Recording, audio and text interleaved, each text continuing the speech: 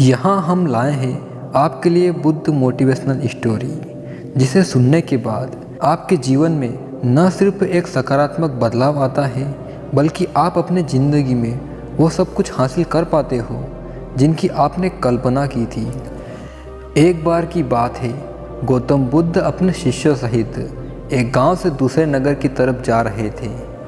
गर्मी के दिन थे और रास्ता भी बहुत लंबा था।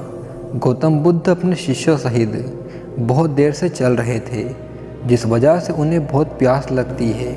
वहाँ से कुछ दूरी पर बरगद के एक वृक्ष की घनी छाँव थी। सभी लोग उस वृक्ष के पास पहुँच जाते हैं। महात्मा बुद्ध अपने शिष्यों सहित वृक्ष की घनी छाँव के नीचे विश्राम करने लगते हैं। बहुत देर से चलने की वजह से सभी का गला प्यास से सूख रहा था। यह बात बुद्ध जानते थे। बुद्ध ने अपने एक शिष्य को कहा, आप इस बरगद की छाँव से 20 कदम दूर जाकर बरगद की 2 बार परिक्रमा करके वापस आओ। शिष्य वैसा ही करता है जैसे बुद्ध ने बताया। परिक्रमा करने के बाद शिष्य महात्मा बुद्ध के पास आया तो बुद्ध बोले कि क्या आपको किसी ठंडी हवा का अनुभव हुआ था? शिष्य बोला, हाँ महात्मा बुद्ध, उस उत्तर दिशा की तरफ से मुझे कुछ ठंडी हवा का अनुभव हुआ था। शिष्य की यह बात सुनकर महात्मा बुद्ध शिष्य से तुरंत बोले कि उसी उत्तर दिशा में चले जाओ, जरूर वहाँ से कुछ ही दूरी पर एक तालाब अवश्य मिलेगा। उस तालाब से सबके लिए पानी ले आओ। शिष्य उसी दिशा में जब कुछ दूर चलता जाता है तो वहाँ सच में एक तालाब होता है। तालाब देख शिष्य बहुत प्रसन्न होता है और तालाब के निकट जाकर जैसे ही तालाब में पानी भरने वाला होता है, तभी शिष्य की नज़र वहाँ दूर तालाब में कपड़े धो रही कुछ स्त्रियों पर पड़ जाती है। यहाँ देख शिष्य मन में सोचता है कि यहाँ पानी तो गंदा हो गया है। लेकिन जब शिष्य ध्यान से तालाब के पानी को देखता है कि अभी भी तालाब का कुछ पानी साफ है, इतने में 2 बैलगाड़ी जोर से तालाब के किनारे से होती हुई निकल जाती है। बैलगाड़ी के पहिए तालाब की मिट्टी के ऊपर इतनी ज़ोर से निकलते हैं कि तालाब के नीचे बैठी बहुत सारी मिट्टी तालाब के ऊपर आ जाती है, जिस वजह से तालाब का बचा हुआ पानी भी गंदा हो जाता है। यहाँ देख शिष्य बिना पानी लिए ही क्रोध में महात्मा बुद्ध के पास वापस चला जाता है। शिष्य बड़े ही निराश भाव से महात्मा बुद्ध को सब बात बताता है। शिष्य की बात सुन सभी शिष्य बोलते हैं कि हमें तुरंत यहाँ से निकलना चाहिए, किसी दूसरी जगह पानी की खोज करनी चाहिए, वरना प्यास के मारे जान निकल जाएगी। इधर महात्मा बुद्ध सभी को शांत होने के लिए कहते हैं और बोलते हैं कि धीरज रखो, कुछ देर यहीं बैठो, उचित समय आने तक संयम बनाए रखो। सभी महात्मा बुद्ध की बात सुनकर शांत हो जाते हैं और वहीं बैठ जाते हैं। कुछ समय बीत जाने के बाद महात्मा बुद्ध फिर से अपने शिष्य को उसी तालाब से पानी लाने के लिए कहते हैं। शिष्य बिना कोई सवाल किए उसी तालाब से पानी लेने के लिए फिर से चला जाता है। तालाब की हालत देख शिष्य को यकीन नहीं होता। तालाब का पानी पूरी तरह से साफ होता है। यहाँ देख शिष्य बहुत खुश होता है और पानी भरकर महात्मा बुद्ध के पास जाता है। सभी पानी पीकर अपनी प्यास बुझाते हैं, लेकिन अभी भी सबके मन में ये एक सवाल था कि आखिरकार यह चमत्कार हुआ कैसे? तालाब का पानी तो गंदा था। उन्हें लगा कि जरूर यहाँ बुद्ध की शक्ति है।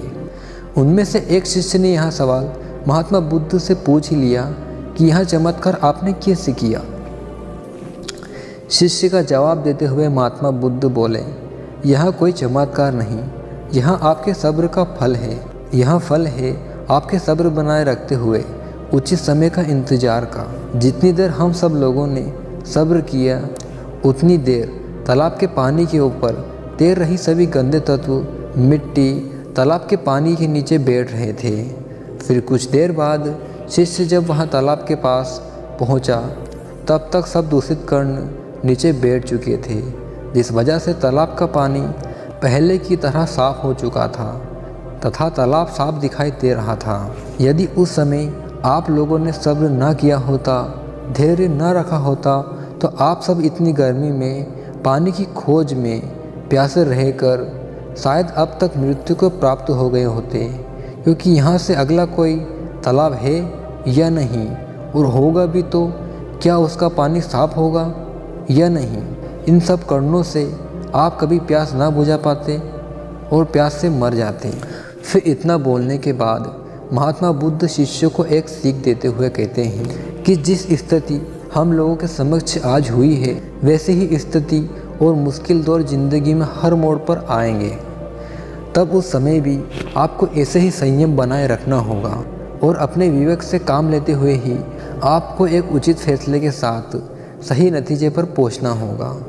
हर मुश्किल दौर में सब्र बनाए रखते हुए ऐसे ही शांत मन से ही कोई फैसला लेना चाहिए जिसका अपने और दूसरों के लिए अच्छा हो, क्योंकि ऐसी स्थिति में लोग अक्सर गुस्से में आकर अपना सब्र खो देते हैं और गुस्से तथा जल्दबाजी में गलत काम और फैसला कर बैठते हैं, जिसका बुरा परिणाम उनको भविष्य में देखने को मिलता है, जिसमें खुद का नुकसान अधिक होता है। कुछ परिस्थितियाँ जीवन में ऐसी होती है जहाँ हमें सब्र बनाए रखते हुए उचित समय का इंतज़ार करना होता है, लेकिन लोग अक्सर यहीं पर अपना सब्र खो देते हैं और उचित समय आने का इंतज़ार नहीं करते हैं, जिस वजह से उनको आगे चलकर दुख और मुश्किलों का सामना करना पड़ता है। बुद्ध स्टोरी से हमें अपने जीवन में बहुत कुछ सीखने को मिलता है। हमें अपने जीवन की अनमोल बातें और ज्ञान का बोध होता है, जो हमें हमारे जीवन में बहुत कुछ काम आती है। अक्सर इंसान ज़िंदगी में आने वाली परेशानियों के बारे में सुनकर बहुत परेशान हो जाते हैं, तो ऐसे में हमें ऐसी बुद्ध स्टोरी से बहुत कुछ ज्ञानवर्धन बातें सीखने को मिलती है, जो जीवन की मुश्किलों का सामना करने की ताकत देती है। यह बुद्ध स्टोरी इंसान के मन में एक सकारात्मक ऊर्जा का संचार करती है, जो मन में बनने वाली नकारात्मक ऊर्जा को खत्म करके इंसान को सही राह की तरफ अग्रसर करती है। आशा करता हूँ आपको यह बुद्ध स्टोरी अच्छी लगी है और इससे कुछ सीखने को मिला है, तो हमें एक लाइक ज़रूर कर दीजिएगा।